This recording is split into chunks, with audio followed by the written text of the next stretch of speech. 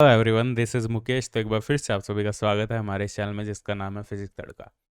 देखो, आज अपने डिस्कस करने जा रहे हैं सॉलिड स्टेट फिजिक्स का लेक्चर नंबर सेकंड। ठीक है, हमने एक लेक्चर कर लिया सॉलिड स्टेट फिजिक्स का। आज अपने डिस्कस करेंगे सॉलिड स्टेट फिजिक्स का lecture number second.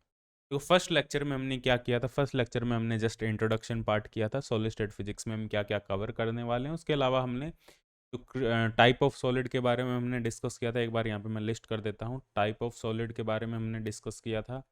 Crystal structure के बारे में हमने डिस्कस किया था। व्हाट इज़ क्रिस्टल स्ट्रक्चर, हमें क्रिस्टल स्ट्रक्चर की क्यों ज़रूरत पड़ती है। ठीक है, हमें क्रिस्टलाइन सॉलिड के बारे में स्टडी करनी है तो हमें क्रिस्टल स्ट्रक्चर के बारे में ज़रूरत होगी। यूनिट सेल के बारे में डिस्कस किया था। टाइप ऑफ यूनिट सेल के बारे में हमने डिस्कस किया था। यूनिट सेल क्या होते हैं, उनके कौन कौन से टाइप है, परमेटिव और नॉन परमेटिव यूनिट सेल क्या होते हैं, वो इन सब चीज़ों के बारे में हमने लास्ट लेक्चर में डिस्कस किया था। इस पर्टिकुलर लेक्चर में अपने बात करेंगे क्रिस्टल स्ट्रक्चर के टाइप के बारे में। ठीक है, देखो, जो इस पर्टिकुलर लेक्चर में हमारा जो टॉपिक होने वाला है वो है टाइप ऑफ क्रिस्टल स्ट्रक्चर। ठीक है, यहाँ पे मैं लिस्ट कर देता हूँ। Type of crystal structure, crystal structure के टाइप के बारे में अपने यहाँ पे डिस्कस करने वाले हैं। अब देखो, हमारे पास जब हम टाइप की बात करते हैं तो हमारे पास में बेसिकली बहुत सारे टाइप हो सकते हैं यहाँ पे on the basis of group theory, point group और स्पेस ग्रुप। उसके अंदर हमें नहीं जाना बहुत ज़्यादा डिटेल में। ठीक है, यदि हम बात करें यहाँ पे 2D में, 2D में हमारे पास में 4 टाइप के क्रिस्टल स्ट्रक्चर हो सकते हैं। ठीक है, कौन कौन से टाइप के हो सकते हैं, 4 ही टाइप की क्यों होते हैं, ठीक है, उसके बारे में अपने देखते हैं। और 3D की यदि हम बात करें तो 3D में यहाँ पे 7 टाइप के क्रिस्टल स्ट्रक्चर हो सकते हैं हमारे पास में। ठीक है, और ये 4 टाइप के क्यों होते हैं, ये 7 टाइप के क्यों होते हैं, ये हमारे पास में आता है on the basis of group theory. कितने पॉइंट ग्रुप होते हैं हमारे पास में क्रिस्टल के अंदर, कितने स्पेस ग्रुप होते हैं, पॉइंट ग्रुप और स्पेस ग्रुप, उसके बारे में अपने आगे डिस्कस करेंगे फर्दर लेक्चर में। ठीक है, कितने हमारे पास में सिमेट्री एक्सिस होती है, किस कौन सी पॉसिबल सिमेट्री हमारे पास में होगी, उसके बेसिस पे हमारे पास में 2D में 4 टाइप के और 3D में 7 टाइप के हमारे पास में क्रिस्टल स्ट्रक्चर हो सकते हैं। अब 2D में कौन कौन से 4 टाइप के क्रिस्टल स्ट्रक्चर है, 3D में कौन कौन से टाइप के 7 क्रिस्टल स्ट्रक्चर है, उसके बारे में अपने डिस्कस करते हैं। और एक क्रिस्टल स्ट्रक्चर के अंदर बहुत सारे लैटिस हो सकते हैं, अलग अलग टाइप के लैटिस हो सकते हैं। उन्हें अपने कहते हैं ब्रेविस लैटिस, उन्हें अपने कह देते हैं ब्रेविस लैटिस। तो यहाँ पे यदि हम बात करें 2D की, तो 2D में हमारे पास में 5 ब्रेविस लैटिस होंगे। और 3D की बात करें तो 3D में हमारे पास में कितने होंगे, 14 टाइप ऑफ ब्रेविस लैटिस होंगे। ठीक है, तो एक क्रिस्टल स्ट्रक्चर के पास में बहुत सारे, मतलब एक क्रिस्टल स्ट्रक्चर की बात करें तो वो उसके पास में बहुत सारे ब्रेविस लैटिस हो सकते हैं। ठीक है, तो यहाँ पे 2D में 5 है और 3D में 14 है। इसके बारे में अपने डिस्कस करते हैं एक एक। मतलब पहले, सबसे पहले अपने 2D में डिस्कस करते हैं, फिर अपने 3D में डिस्कस करते हैं क्रिस्टल स्ट्रक्चर के बारे में। ठीक है, तो यदि हम बात करें यहाँ पे 2D में, यहाँ पे डायग्राम देख सकते हो तुम। यदि हम बात करें यहाँ पे 1D की, पहले 2D से पहले 1D इतना इंपॉर्टेंट नहीं है। और 1D में पता ही है सभी को, एक ही टाइप का हमारे पास में क्रिस्टल स्ट्रक्चर हो सकता है। वो कौन सा टाइप का है, ये जो यहाँ पे देख सकते हो तुम, ये हमारे पास में लीनियर क्रिस्टल स्ट्रक्चर जो होगी 1D। यदि हम 1D की बात करें, 1 डायमेंशनल की बात करें, तो इसमें जो सभी के सभी लैटिस पॉइंट होंगे क्रिस्टल स्ट्रक्चर के। क्रिस्टल स्ट्रक्चर का क्या मतलब है, यहाँ पे मैंने पहले भी बताया क्रिस्टल स्ट्रक्चर के बारे में तुम्हें। तो जब हम बात करते हैं क्रिस्टल स्ट्रक्चर की, क्रिस्टल स्ट्रक्चर, क्रिस्टल स्ट्रक्चर का क्या मतलब है, इसमें एक लैटिस होगा हमारे पास में और एक बेसिस होगा हमारे पास में। इसके बारे में हमने लास्ट लेक्चर में डिस्कस किया था। लैटिस क्या होगा, इमेजिनरी पॉइंट का कॉम्बिनेशन। को स्पेस के अंदर बहुत सारे इमेजिनरी पॉइंट्स होंगे हमारे पास में, चाहे 2D की बात करें, 3D की बात करें या 1D की बात करें। 1D में इमेजिनरी पॉइंट की एक लाइन होगी, 2D में एक प्लेन होगा और 3D में वो एक क्यूब टाइप का होगा हमारे पास में। ये हमारे पास में लैटिस है। इमेजिनरी पॉइंट को हमने अलग अलग जगह स्पेस में प्लेस कर दिया। बेसिस क्या होगा, बेसिस होगा हमारे पास में नंबर ऑफ एटम्स या ग्रुप ऑफ एटम भी कह सकते हैं, मॉलिक्यूल भी कह सकते हैं। इसे अपने कहेंगे बेसिस। तो लैटिस प्लस बेसिस, और जो बेसिस होगा एटम होंगे उनको इन लैटिस पॉइंट पे अपने प्लेस कर सकते हैं। यदि इसको अलग कलर से मैं ड्रॉ करूं, ये मान लो एटम है हमारे पास में, इन सभी एटम को अपने इन बेसिस के, इन लैटिस पॉइंट के ऊपर प्लेस कर सकते हैं, जिससे हमारे पास में कंप्लीट क्रिस्टल स्ट्रक्चर बन के आती है। ठीक है, जो क्रिस्टल स्ट्रक्चर होगा वो क्या होगा, लैटिस प्लस बेसिस। अब बात करते हैं, यदि 1D की हम बात करें, 1 डायमेंशन में जो हमारे पास में क्रिस्टल स्ट्रक्चर होगी वो इस टाइप की होगी। ये हमारे पास में लैटिस पॉइंट होंगे सभी। ये लैटिस पॉइंट है, ये लैटिस पॉइंट है, ये लैटिस पॉइंट है 1 डायमेंशन में, ठीक है। और दो लैटिस के बीच में, जो दो लैटिस पॉइंट के बीच में, लैटिस पॉइंट मतलब इमेजिनरी पॉइंट, ठीक है, उन पे एटम रखेंगे, उसे कहेंगे बेसिस। तो लैटिस प्लस बेसिस हमारे पास में क्या होगा, कंप्लीट क्रिस्टल स्ट्रक्चर, ठीक है। तो ये सभी लैटिस पॉइंट है जो ब्लैक कलर से मैंने दिखा रखे हैं, ब्लैक डॉट से, ठीक है। तो 1 डायमेंशनल में हमारे पास में एक ही टाइप का लैटिस होगा, एक ही टाइप की क्रिस्टल स्ट्रक्चर होगी, वो ये होगी लीनियर, इसे अपने कहेंगे लीनियर टाइप की। ये सभी लैटिस पॉइंट है जो ब्लैक कलर से दिखाए हुए हैं। और लैटिस पॉइंट के, दो लैटिस पॉइंट के बीच की जो डिस्टेंस होती है उसे अपने कहते हैं लैटिस पैरामीटर। ये हमारे पास में होगी lattice parameter. Exam point of view से इतना ज़्यादा इंपॉर्टेंट नहीं है, लेकिन समझना जरूरी है तुम्हें। यदि हम बात करें 2D की, देखो 2D में हमारे पास में, मैंने तुम्हें पहले बताया था, 2D में हमारे पास में 4 टाइप के क्रिस्टल स्ट्रक्चर होंगे, लेकिन 5 टाइप के ब्रेविस लैटिस होंगे हमारे पास में, ठीक है। देखो कौन कौन से टाइप के, 4 टाइप के क्रिस्टल स्ट्रक्चर है हमारे पास में। जो फर्स्ट टाइप का हमारे पास में क्रिस्टल स्ट्रक्चर है, मैं यहाँ पे लिख देता हूँ। फर्स्ट है हमारे पास में स्क्वायर, स्क्वायर टाइप का क्रिस्टल स्ट्रक्चर है। दूसरा है हमारे पास में रेक्टेंगुलर। तीसरा है हमारे पास में ओब्लिक। और फोर्थ है हमारे पास में यहाँ पे हेक्सागोनल। ये हमारे पास में 4 टाइप के क्रिस्टल स्ट्रक्चर होंगे। लेकिन यदि हम बात करें ब्रेविस लैटिस की, ब्रेविस लैटिस की यदि हम बात करें, या यूनिट सेल की हम बात करें, तो यहाँ पे कितने टाइप की, स्क्वायर की हम बात करें तो स्क्वायर में एक ही ब्रेविस लैटिस होगा, ये वाला हमारे पास में, जिसकी एक साइड ए होगी और ए और बी की वैल्यू इक्वल होगी यहाँ पे। और जो एंगल है दोनों लैटिस पैरामीटर के बीच में, जो एंगल है वो हमारे पास में 90 डिग्री का होगा। बात समझ में आई, ठीक है। यदि हम रेक्टेंगुलर की बात करें, रेक्टेंगुलर में हमारे पास में दो ब्रेविस लैटिस हो सकते हैं। कौन कौन सा, एक एक नॉन परमिटिव हो सकता है, एक परमिटिव हो सकता है। ये हमारे पास में, यदि हम रेक्टेंगुलर की बात करें, रेक्टेंगुलर क्रिस्टल स्ट्रक्चर की बात करें, तो यहाँ पे देख सकते हो, इसमें हमारे पास में ये जो है हमारे पास में ब्रेविस लैटिस, यूनिट सेल कह सकते हैं इसको, ये जो यूनिट सेल है या ब्रेविस लैटिस है हमारे पास में, ठीक है, ये परमिटिव टाइप का है हमारे पास में। परमिटिव का मतलब क्या होता है, परमिटिव यूनिट सेल का या परमिटिव ब्रेविस लैटिस का मतलब क्या होता है, जिसके कॉर्नर पे एटम हो और जो total effective number of atom हो उसके अंदर आ रहे हैं, वो उनकी जो वैल्यू है वो 1 हो। तो ये इसके बारे में हमने डिस्कस किया था।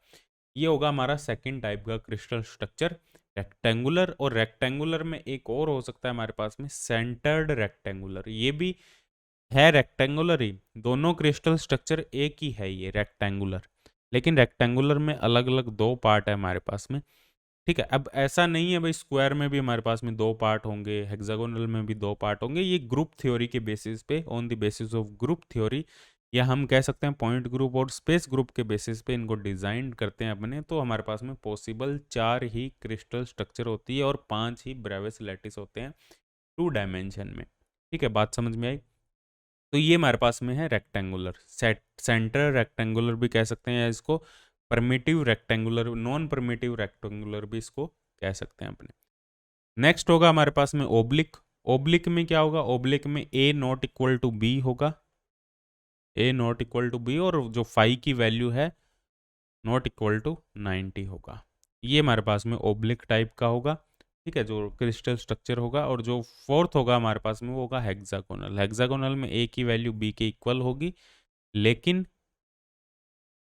यहाँ पे क्या होगा, ए की वैल्यू बी की इक्वल होगी, लेकिन जो फाई की वैल्यू है हमारे पास में, एंगल की वैल्यू है वो 120 होगी। इसको तुम स्क्रीनशॉट ले सकते हो, और कोई मतलब एग्जाम पर्पज से ही इतना ज़्यादा इंपॉर्टेंट नहीं है, लेकिन तुम्हें पता होना चाहिए, कई बार डायरेक्ट पूछ लिया जाता है। ये कितने टाइप के हमारे पास में होते हैं लैटिस क्रिस्टल स्ट्रक्चर 2 डायमेंशन में। हाँ, 3 डायमेंशन वाला बहुत ज़्यादा इंपॉर्टेंट है, जो तुम्हें याद रखना है, जो तुम्हें अच्छे से समझना है, ठीक है। तो ये हमारे पास में 2 डायमेंशन में क्रिस्टल स्ट्रक्चर है। बात समझ में आई सभी को, कोई दिक्कत नहीं है यहाँ तक किसी को भी, ठीक है। तो कौन कौन सा हो गया, स्क्वायर हो गया, रेक्टेंगुलर हो गया, ओब्लिक हो गया, हेक्सागोनल हो गया। रेक्टेंगुलर के 2 है हमारे पास में, ठीक है।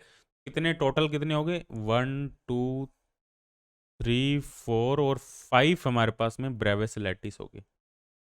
5 हमारे पास में ब्रेविस लैटिस। और क्रिस्टल स्ट्रक्चर की बात करें तो 4 टाइप की हमारे पास में क्रिस्टल स्ट्रक्चर है। बात समझ में आई सभी को? कोई दिक्कत नहीं है। यदि हम बात करें यहाँ पे 3 डायमेंशन की, देखो 3 डायमेंशन की यदि हम बात करें तो 3 डायमेंशन में हमारे पास में जो क्रिस्टल सिस्टम है या जो क्रिस्टल स्ट्रक्चर है वो 7 टाइप की है हमारे पास में। पहली कौन सी है? Cubic, tetragonal, orthorhombic, rhombohedral, hexagonal, monoclinic, triclinic. ठीक है, ये 7 टाइप की है हमारे पास में। और इनमें जो हम बात करें ब्रेविस लैटिस की, तो ब्रेविस लैटिस कितने टाइप के हमारे पास में? टोटल 14 टाइप के, टोटल 14 ब्रेविस लैटिस है। देखो 3 तो हमारे पास में किस में हो जाएंगे? सिंपल क्यूबिक के अंदर, और हमारे पास में 2 हो जाएंगे टेट्रागोनल के अंदर, 4 हो जाएंगे सबसे ज़्यादा ऑर्थोरोम्बिक में होंगे। ये भी याद रखना, सबसे ज़्यादा ऑर्थोरोम्बिक में होंगे। रोम्बोहेड्रल में एक ही होगा, ठीक है। हेक्सागोनल में एक ही ब्रेविस लैटिस होगा। मोनोक्लिनिक में 2 होंगे हमारे पास में, और जो ट्राइक्लिनिक है उसमें 1 होगा। तो टोटल देख लो, 3 2 5 4 9 10 11 12 13 14, टोटल 14 ब्रेविस लैटिस होंगे, 14 ब्रेविस लैटिस होंगे। ठीक है। सिंपल क्या होगा, बॉडी सेंटर्ड क्या होगा, फेस सेंटर्ड क्या होगा, इसके बारे में अपने डिटेल में डिस्कस करेंगे तीनों के बारे में। ठीक है, जो क्यूबिक लैटिस भी इनको कह देते हैं अपने, simple cubic, body centred cubic, face centred cubic, इनके बारे में अपने डिटेल में डिस्कस करेंगे। लेकिन यहाँ पे तुम्हें देखना है एक अलग टाइप का जो लैटिस है यहाँ पे, वो है and centred. And centred lattice क्या होगा उसके बारे में तुम्हें देखना है। यहाँ पे देखो ये वाला एंड सेंटर्ड, एंड सेंटर्ड क्या होगा? जैसे मान लो ये हमारे पास में कोई यूनिट सेल है, जो एंड फेस होंगे, जो दोनों एक दूसरे सामने वाले फेस होंगे, एंड फेस होंगे, यहाँ पे एक एटम रखा होगा, इसे अपने कहेंगे एंड सेंटर्ड। ये अभी समझ में आ जाएगा जैसे अपने डिस्कस करेंगे आगे। ठीक है, तो सबसे पहले बात करें यदि हम क्यूबिक की, इसको समझ लो बस ऐसे। जब बात करें क्यूबिक की, क्यूबिक के केस में क्या होगा? जो तीनों लैटिस पैरामीटर होंगे एक्स वाई जेड डायरेक्शन में, उनकी वैल्यू सेम होगी, और तीनों जो एंगल होंगे अल्फा बीटा गामा, उनकी वैल्यू 90 होगी। और इसमें पॉसिबल 3 टाइप के हमारे पास में ब्रेविस लैटिस होंगे, simple, body centred, face centred. ठीक है, सिंपल को एस सी से लिख दिया, बॉडी सेंटर्ड क्यूबिक को बी सी सी से लिख दिया, फेस सेंटर्ड क्यूबिक को एफ सी सी से लिख दिया। ये जो लैटिस सिंबल है पी आई एफ, सिंपल के लिए पी है, बॉडी सेंटर्ड के लिए आई है, फेस सेंटर्ड के लिए एफ है हमारे पास में, और एंड सेंटर्ड के लिए हमारे पास में सी है। एंड सेंटर्ड के लिए सी, पी आई एफ सी, ये इसके लैटिस सिंबल है हमारे पास में। और इसके कुछ एग्जाम्पल है जो तुम्हें याद रखने की बिल्कुल भी कतई जरूरत नहीं है। ठीक है, बात करते हैं पहले, सबसे पहले क्यूबिक की। तो यदि हम देखें क्यूबिक, क्यूबिक में हमारे पास में 3 टाइप के होंगे। ये क्यूबिक हमारे पास में क्रिस्टल स्ट्रक्चर है, और यहाँ पे 3 ब्रेविस लैटिस है हमारे पास में। ठीक है, तो क्यूबिक की बात करें तो क्यूबिक में क्या होगा? तीनों जो पैरामीटर है वो सेम होंगे, A equal to B equal to C, और जो तीनों एंगल है अल्फा बीटा गामा, उनकी वैल्यू 90 के इक्वल होगी। तो क्यूबिक में भी 3 टाइप के हमारे पास में। सिंपल क्यूबिक, सिंपल क्यूबिक का मतलब है इसमें जो एटम होंगे वो सिर्फ इसके कॉर्नर्स पे होंगे, इसे अपने कहेंगे सिंपल क्यूबिक, सिर्फ कॉर्नर्स पे एटम होंगे यहाँ पे। यदि हम बात करें जो next type body centred, body centred में कॉर्नर के अलावा एक हमारा सेंटर पे भी एटम होगा, इसे अपने कहेंगे बॉडी सेंटर्ड क्यूबिक। ठीक है, और बात करें फेस सेंटर्ड की, तो फेस सेंटर्ड में क्या, कॉर्नर पे तो एटम होंगे ही होंगे, इसके अलावा जो एटम है हमारे पास में वो फेस पे भी होंगे, इसके सभी फेसेस पे भी एक एक, फेस के सेंटर में भी एक एक एटम होगा सभी फेसेस के। तो हमारे पास में बेसिकली 3 टाइप के यहाँ पे ब्रेविस लैटिस है, 3 टाइप के हमारे पास में ब्रेविस लैटिस है क्यूबिक के केस में। ठीक है, और क्यूबिक के लिए हमारे पास में तीनों ए बी सी इक्वल होगा, और अल्फा बीटा और गामा की जो वैल्यू है वो 90 डिग्री के इक्वल। सेकेंड टाइप यदि हम बात करें टेट्रागोनल, टेट्रागोनल में क्या होगा? देखो टेट्रागोनल में हमारे पास में ए बी इक्वल होगा, नॉट इक्वल टू सी। जो हाइट है उसकी जो वैल्यू है वो अलग होगी ए बी से, अल्फा बीटा गामा तीनों 90 के इक्वल होंगे। ये जो सी है, ये जो डिस्टेंस है ये अलग होगी, बाकी ए और बी की वैल्यू सेम होगी, ए के इक्वल, लेकिन सी की वैल्यू नॉट इक्वल टू ए होगी। ठीक है, हाइट की वैल्यू थोड़ी सी यहाँ पे ज़्यादा या कम हो सकती है हमारे पास में, और अल्फा बीटा गामा की वैल्यू 90 होगी। इसमें 2 ही केस होंगे हमारे पास में, सिंपल वाला, सिंपल टेट्रागोनल, और दूसरा होगा बॉडी सेंटर्ड। ठीक है, इसमें 2 ही ब्रेविस लैटिस होंगे, सिंपल होगा, एक बॉडी सेंटर्ड होगा। यदि हम बात करें जो थर्ड टाइप है हमारे पास में ऑर्थोरोम्बिक, ऑर्थोरोम्बिक में ए बी सी किसी की वैल्यू इक्वल नहीं होगी, लैटिस पैरामीटर सभी अलग अलग होंगे, लेकिन अल्फा बीटा गामा 90 डिग्री होंगे। इसमें हमारे पास में 4 टाइप के ब्रेविस लैटिस होंगे। कौन कौन से टाइप के? पहला सिंपल हो गया, सिंपल में सिर्फ कॉर्नर पे एटम होंगे। बॉडी सेंटर्ड में सिर्फ कॉर्नर के अलावा बॉडी सेंटर में एक एटम होगा। एंड सेंटर में दोनों अपोजिट फेस पे एटम होंगे, और फेस सेंटर में सभी फेस के सेंटर में हमारे पास में एटम होंगे। तो यहाँ पे पॉसिबल 4 टाइप के हमारे पास में ब्रेविस लैटिस होंगे। बात समझ में आई? तो यहाँ पे हमारे पास में 4 टाइप के ब्रेविस लैटिस होंगे। क्लियर है? कोई दिक्कत नहीं है यहाँ तक किसी को भी? ठीक है, तो ये हमारे पास में 3 पॉसिबल क्रिस्टल स्ट्रक्चर हो गई। बात करें फोर्थ टाइप की, रोम्बोहेड्रल, या इसको ट्राइगोनल भी कह देते हैं। अब ये थोड़ा सा इनमें से इंपॉर्टेंट कौन सा है मैं बता देता हूँ, जिनके लिए तुम्हें लैटिस पैरामीटर का रिलेशन तुम्हें याद रखना है। क्यूबिक सबसे इंपॉर्टेंट है, ठीक है। उसके अलावा टेट्रागोनल इंपॉर्टेंट है। टेट्रागोनल के अलावा ऑर्थोरोम्बिक इंपॉर्टेंट है। फिर उसके बाद में मोनोक्लिनिक हमारा इंपॉर्टेंट है।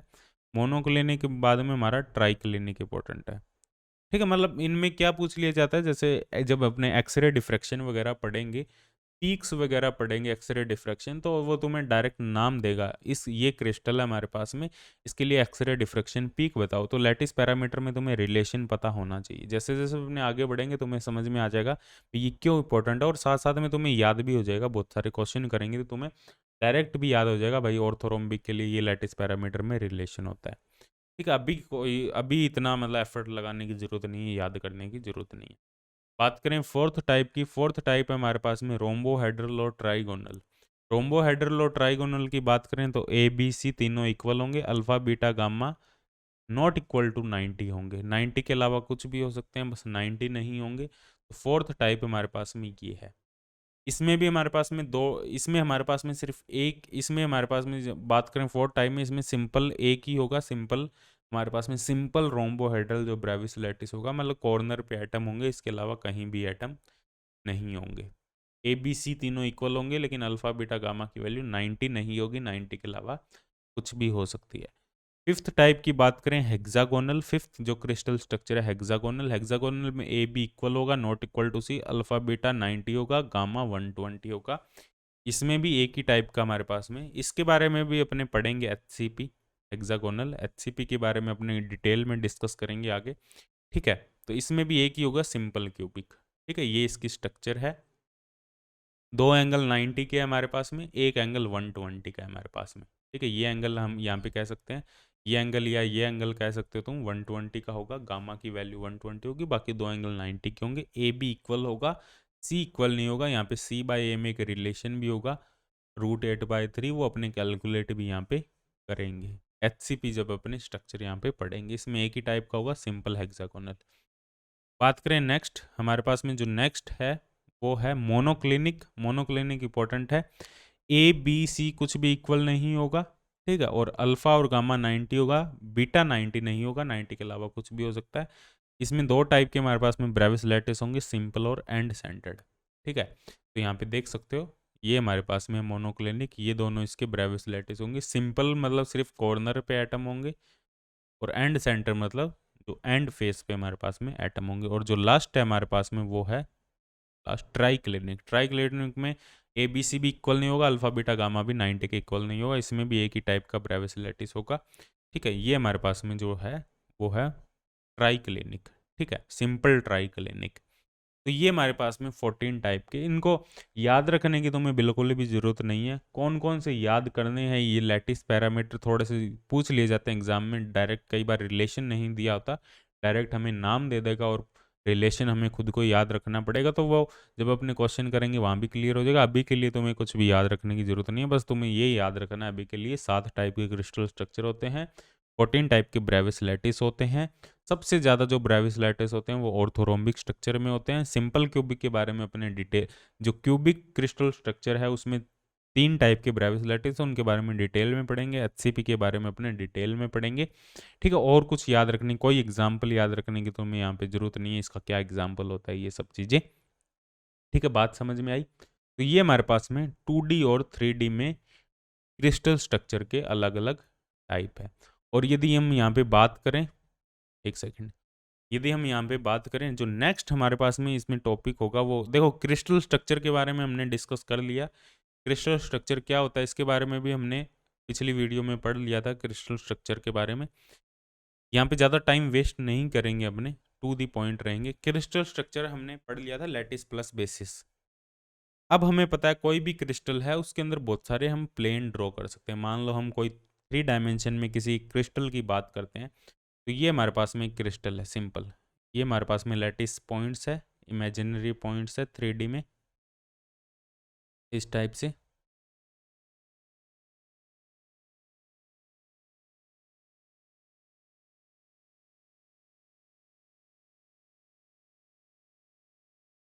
इस टाइप से हमारे पास में ये 3D में इमेजिनरी पॉइंट्स है।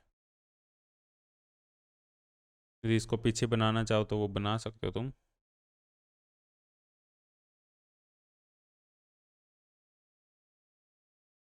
इस टाइप से हमारे पास, ठीक है, इसको बना ही देता हूँ मैं। इस टाइप से हमारे पास में एक स्ट्रक्चर है। अब देखो इस क्रिस्टल के अंदर बहुत सारे प्लेन हो सकते हैं। ये जो क्रिस्टल स्ट्रक्चर हमने ड्रॉ किया है इसके अंदर बहुत सारे प्लेन हो सकते हैं। कैसे प्लेन हो सकते हैं, किस टाइप के प्लेन हो सकते हैं? देखो किसी भी टाइप का तुम एक प्लेन ड्रॉ कर सकते हो। मान लो हमने ये प्लेन ड्रॉ कर दिया, इसके अंदर ये प्लेन ड्रॉ कर दिया हमने, ग्रीन कलर का ये हमने प्लेन ड्रॉ कर दिया। या हम कुछ अलग टाइप का प्लेन ड्रॉ कर सकते हैं। हमने ये प्लेन ड्रॉ कर दिया, मान लो ये वाला वाइट कलर का, ये एक प्लेन हमने ड्रॉ कर दिया यहाँ पे। ठीक है, अलग अलग टाइप के अपने प्लेन ड्रॉ कर सकते हैं।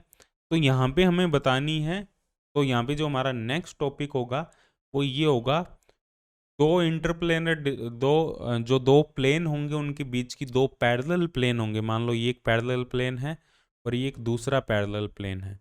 इन दोनों प्लेन के बीच की जो इंटरप्लेनर डिस्टेंस है वो क्या होगी? हमारा जो नेक्स्ट टॉपिक होगा वो होगा इंटरप्लेनर डिस्टेंस।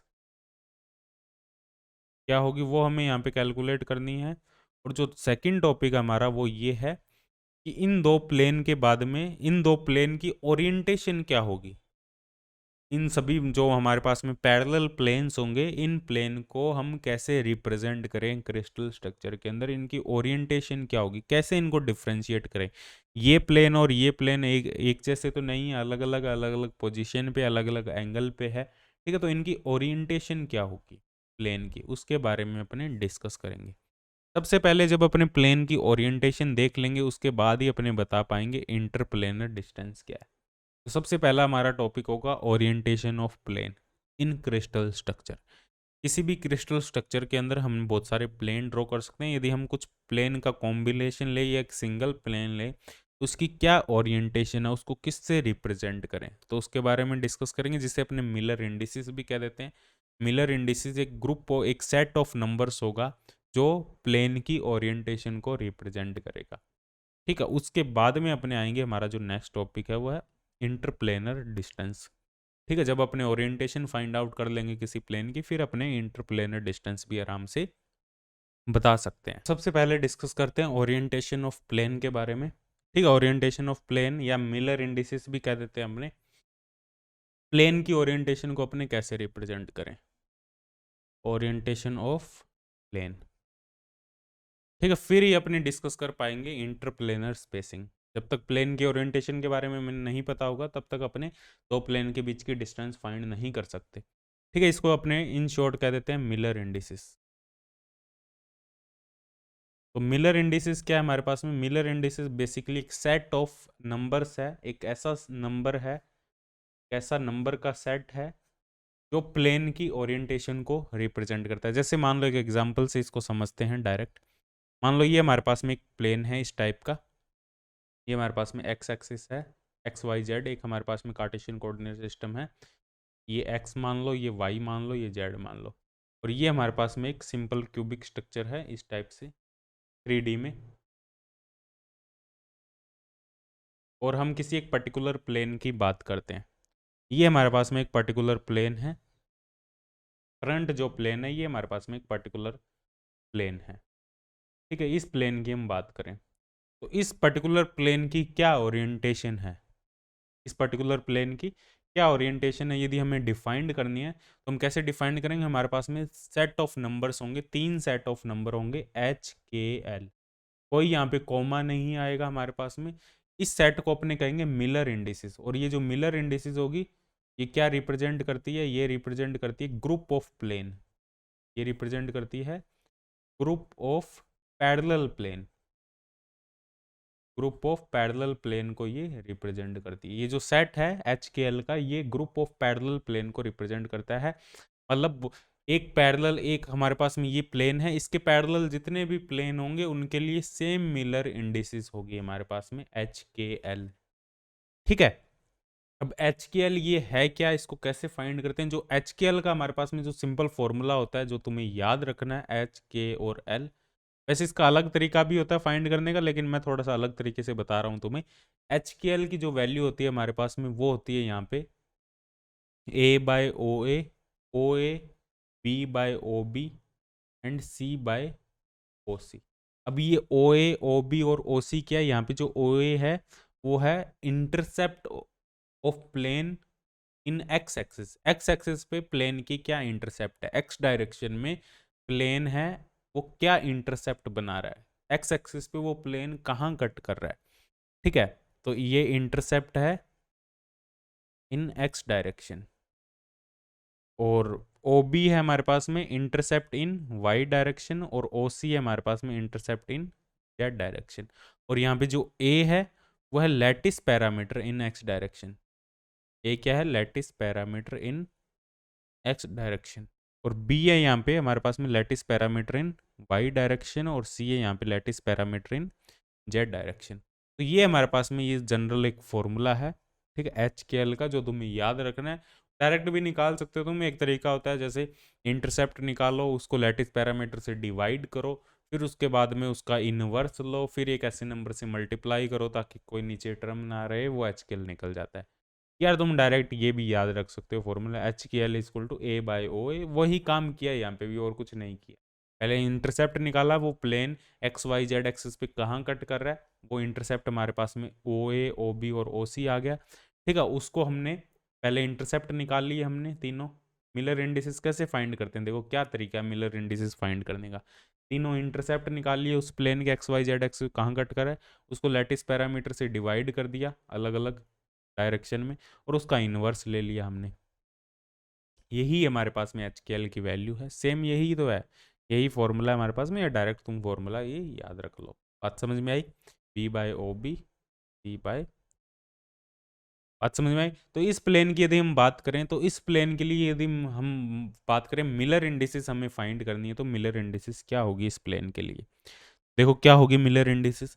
अब ये एक्स एक्सिस पे कहाँ कट कर रहा है, एक्स एक्सिस पे तो ये कट कर रहा है, वाई और जेड एक्सिस पे ये कभी कट नहीं करेगा। ये जो प्लेन है इसको तुम कितना भी आगे बढ़ा लो, और इसकी प्लेन की हाइट और लेंथ कितनी भी बढ़ा दो तुम, ये जो प्लेन है वो वाई और जेड एक्सिस के पैरेलल है। यहाँ पे देख सकते हो वाई एक्सिस और जेड एक्सिस के ये पैरेलल है। एक्स एक्सिस पे किसी पॉइंट पे कट कर रहा है, मान लो वो जो पॉइंट है जिस पॉइंट पे कट कर रहा है वहां पे जो इंटरसेप्ट है वो हमारी AOA इंटरसेप्ट है एक्स एक्सिस की। तो इसकी मिलर इंडिसेस क्या होगी, वाई और जेड डायरेक्शन में जो इंटरसेप्ट है OA हम मान लेते हैं, यहाँ पे जो इंटरसेप्ट है हमारे पास में उसको A ही कंसिडर कर लेते हैं, मान ले। ठीक है, A हमारे पास में लैटिस पैरामीटर, मान लो ये A डिस्टेंस है हमारे पास में यहाँ से, ये जो डिस्टेंस है यहाँ पे देख सकते हो, अलग पेन से ड्रॉ कर देता हूँ, ये जो डिस्टेंस है वो A डिस्टेंस है, A डिस्टेंस पे ये कट कर रहा है। तो हमारे पास में इंटरसेप्ट X डायरेक्शन में A है,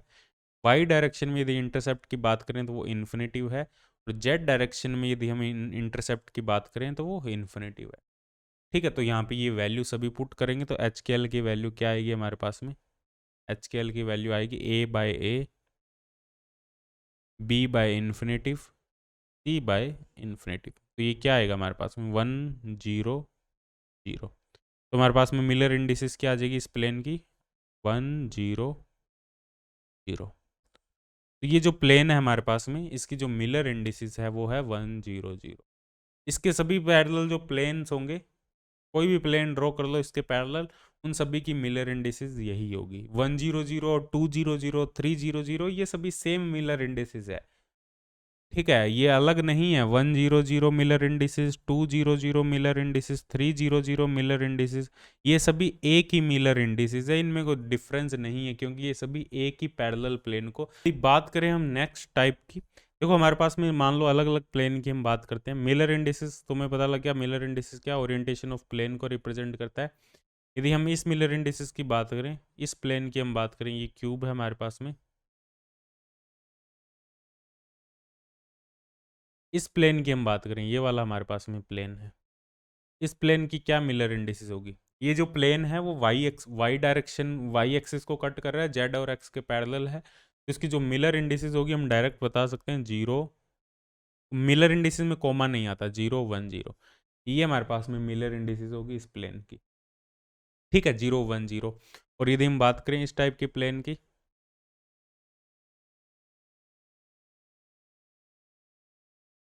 जो हमारा ये प्लेन है, ये वाला प्लेन हो गया था हमारा, इस प्लेन की होगी थी 1 0 0, इसकी होगी 0 1 0। यदि ऊपर वाले प्लेन की हम बात करें तो ऊपर वाला प्लेन है हमारा, जेड एक्सिस को कट कर रहा है, एक्स और वाई को कहीं कट नहीं कर रहा है, इसकी मिलर इंडिसेस होगी 0 0 1।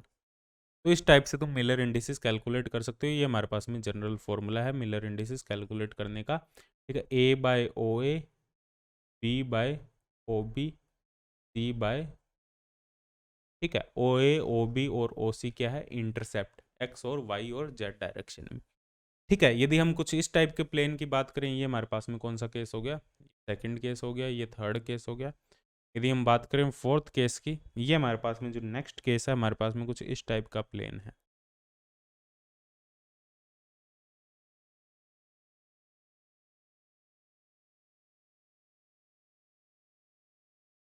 ये हमारे पास में जो कुछ इस टाइप का प्लेन है, ये वाला प्लेन, ये एक्स एक्सिस है, ये वाई एक्सिस है, ये जेड एक्सिस है। ठीक है, इसकी मिलर इंडिसेस हमारे पास में क्या होगी वो हमें बतानी है। अब ये जो प्लेन है देखो, ये एक्स एक्सिस को भी कट कर रहा है, वाई एक्सिस को भी कट कर रहा है। ठीक है, जेड एक्सिस को ये कट नहीं करेगा, जेड एक्सिस के ये पैरेलल है हमेशा, तो इसकी जो मिलर इंडिसेस होगी वो क्या होगी। अब मान लो ये जो हमने क्यूब लिया है, ये इसके लैटिस पैरामीटर सेम है, ए, तीनों डायरेक्शन में लैटिस पैरामीटर ए है हमारे पास में। ठीक है, इंटरसेप्ट कुछ भी ले सकते हो तुम, ओ ए की वैल्यू इन टर्म्स ऑफ ए कुछ भी रिप्रेजेंट कर सकते हो, लेकिन हमने तीनों इंटरसेप्ट सेम लिए यहाँ पे। तो यहाँ पे हमारे पास में क्या होगा, इसकी जो मिलर इंडिसेस है वो क्या होगी हमारे पास में, देखो एच के एल, ए बाय इंटरसेप्ट एक्स डायरेक्शन में इंटरसेप्ट है ए, वाई डायरेक्शन में इंटरसेप्ट है बी, जेड डायरेक्शन में इंटरसेप्ट है इन्फिनिटिव। तो ये क्या आएगा हमारे पास में 1 1 0। इसकी मिलर इंडिसेस क्या होगी हमारे पास में 1 1 0। ठीक है, तो इसके जितने भी पैरेलल प्लेन होंगे उन सभी की जो मिलर इंडिसेस है वो हमारे पास में 1 1 0 होगी। बात समझ में आई। ठीक है, तो जो पैरेलल प्लेन होते हैं, जो मिलर इंडिसेस होती है वो ग्रुप ऑफ प्लेन को रिप्रेजेंट करती है। जैसे मान लो ये हमारे पास में एक प्लेन है, इसके पैरेलल हमने एक प्लेन ड्रॉ कर दिया, ये वाला, ये हमने एक पैरेलल प्लेन यहाँ पे इस टाइप से ड्रॉ कर दिया,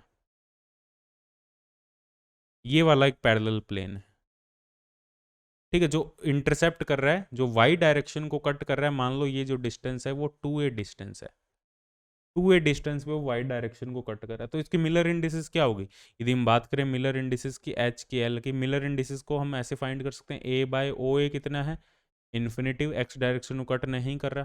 ठीक है, बी बाय ओ बी कितना है, सॉरी ये 2b है, इसको 2b लिखो, वाई डायरेक्शन में ना 2b लिखो, 2b है। सी बाय जेड डायरेक्शन में कहाँ कट कर रहा है, कहीं कट नहीं कर रहा, तो ये क्या आएगा 0 1/2 0। यदि इसको अपने 2 से मल्टीप्लाई करें कंप्लीट इक्वेशन को, तो क्या आएगा 0 1 0। सेम मिलर इंडिसेस आ रही है 0 1 0। बात समझ में आई। तो कितने भी पैरेलल प्लेन है, ये सभी जो प्लेन होंगे, जो पैरेलल प्लेन होंगे, इन सभी की जो मिलर इंडिसेस है वो 0 1 0 होगी। इस प्लेन के जो पैरेलल प्लेन होंगे उन सभी की मिलर इंडिसेस 0 1 1 0 होगी। इस प्लेन के जितने भी पैरेलल प्लेन होंगे, मान लो ये नीचे वाला प्लेन है, इसके नीचे और हमने एक प्लेन ड्रॉ कर दिया इस टाइप से। ठीक है, ये जितने भी हमने प्लेन ड्रॉ किए उनकी जो मिलर इंडिसेस है वो सेम होगी। इसकी 0 0 1 है, 0 0 1 है, 0 0 1 है, सभी की जो मिलर इंडिसेस है हमारे पास में वो सेम होगी। तो मिलर इंडिसेस क्या रिप्रेजेंट करती है? ग्रुप ऑफ प्लेन को रिप्रेजेंट करती है। ठीक है, यहाँ पे लिख देता हूँ मैं, मिलर इंडिसेस है, इसको रिप्रेजेंट करती है, ग्रुप ऑफ प्लेन को रिप्रेजेंट करती है। बात समझ में आई? कोई दिक्कत नहीं है यहाँ तक किसी को भी? नेक्स्ट अपने डिस्कस करते हैं, यदि हमें मिलर इंडिसेस गिवन और हमें प्लेन ड्रॉ करना हो। ये तो हमने प्लेन देखा और उसकी मिलर इंडिसेस फाइंड कर दी इस टाइप से, ठीक। और हमें नेक्स्ट गिवन हो, यदि हमें मिलर इंडिसेस गिवन हो और हमें प्लेन ड्रॉ करना हो। मान लो हमें मिलर इंडिसेस गिवन है कुछ इस टाइप से और हमें प्लेन ड्रॉ करना हो, तो उस मिलर इंडिसेस को अपने Miller indices, for given Miller indices हमें प्लेन ड्रॉ करना हो तो कैसे हम ड्रॉ करेंगे? फॉर गिवन मिलर इंडिसेस हमें प्लेन ड्रॉ करना तो कैसे? मान लो ये हमें गिवन है 100 मिलर इंडिसेस गिवन और हमें प्लेन ड्रॉ करना है। कैसे ड्रॉ करेंगे? हमें पता है एच के एल का जो फॉर्मूला है हमारे पास में, ए बाय ओ ए, बी बाय ओ बी, सी बाय ओ, ये हमारे पास में फॉर्मूला है।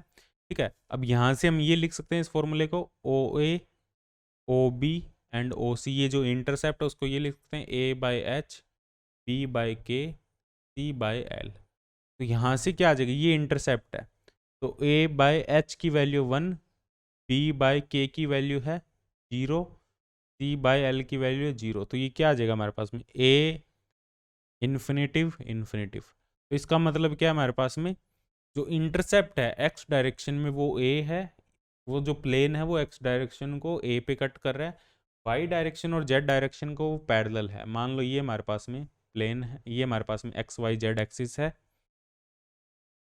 एक सेकेंड रुको, हाँ, ये हमारे पास में एक्स वाई जेड एक्सिस है यहाँ पे, और ये हमारे पास में एक्स है, ये वाई है, वो जेड है।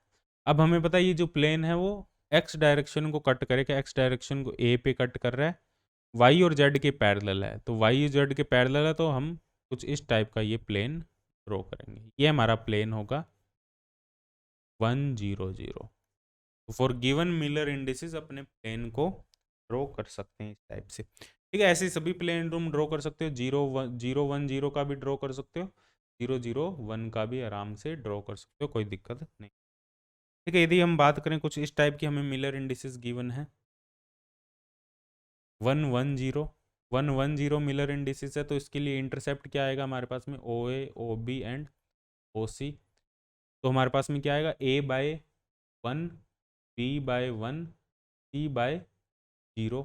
तो ये क्या आ जाएगा हमारे पास में? ए बी, तो एक्स को वो ए में कट करेगा, एक्स एक्सिस को वो ए पॉइंट पे कट करेगा, वाई एक्सिस को वो बी पॉइंट पे कट करेगा, और जेड एक्सिस को वो कट नहीं करेगा, वो जेड के पैरेलल होगा। एक्स को कट करेगा वो ए पॉइंट पे, वाई को कट करेगा वो बी पॉइंट पे, तो इन दोनों कट कर रहा है, तो इस टाइप का हमारे पास में प्लेन होगा जो जेड के पैरेलल होगा।